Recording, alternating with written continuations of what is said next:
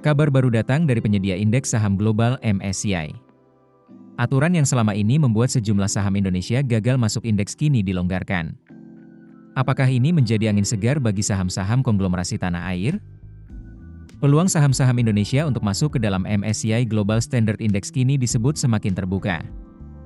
Hal ini menyusul keputusan Morgan Stanley Capital International atau MSCI yang melonggarkan metodologi penyaringan Extreme Price Increase atau EPI, yaitu aturan yang berkaitan dengan lonjakan harga saham secara ekstrim. Sebelumnya, dalam MSCI Market Classification Review 2026, status pasar modal Indonesia memang masih dipertahankan sebagai emerging market. Namun, MSCI juga memberikan sejumlah catatan penting. Di antaranya terkait minimnya transparansi struktur kepemilikan saham, serta adanya indikasi praktik perdagangan yang dinilai dapat memengaruhi keandalan harga pasar. Menurut MSCI, kondisi tersebut menyulitkan investor global dalam menilai besarnya free float, atau jumlah saham yang benar-benar beredar di publik. Situasi ini juga membuat sejumlah saham dengan struktur kepemilikan yang kompleks menjadi perhatian, khususnya saham-saham dari kelompok konglomerasi. Investment Specialist Kisi Sekuritas, Azharis Hardian, menilai perubahan aturan terbaru dari MSCI dapat menjadi kabar positif bagi emiten-emiten besar di Indonesia. Menurutnya, pada awal tahun ini beberapa saham konglomerasi gagal masuk ke indeks MSCI karena terkena status freeze akibat aturan EPI yang lama. Kini, setelah metodologi tersebut dilonggarkan, peluang mereka kembali terbuka.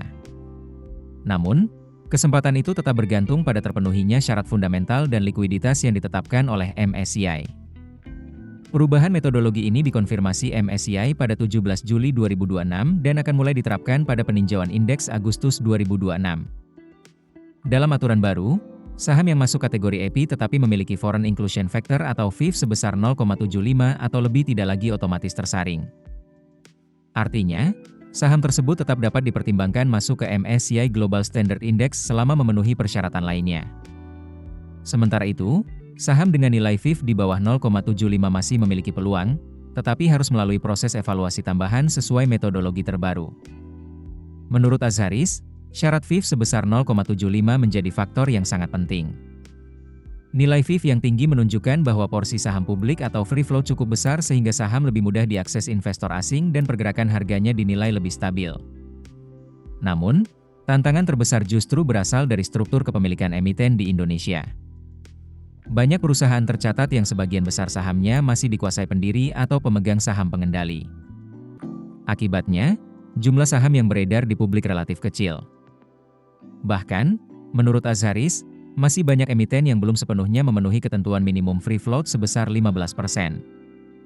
Karena itu, mencapai standar FIF sebesar 0,75 dinilai jauh lebih sulit. Secara struktural, kondisi tersebut membuat sebagian emiten Indonesia belum cukup kompetitif untuk memperoleh bobot investasi asing yang lebih besar dalam indeks global seperti MSCI. Meski demikian, pelonggaran metodologi EPI tetap dianggap sebagai peluang baru. Bagi emiten yang mampu memenuhi persyaratan fundamental, likuiditas, dan free float yang memadai, kesempatan masuk ke dalam indeks global kini menjadi lebih terbuka dibanding sebelumnya. Keputusan bisnis terbaik datang dari data, bukan tebakan. Mudah berlangganan Business Insight dengan subscribe with Google.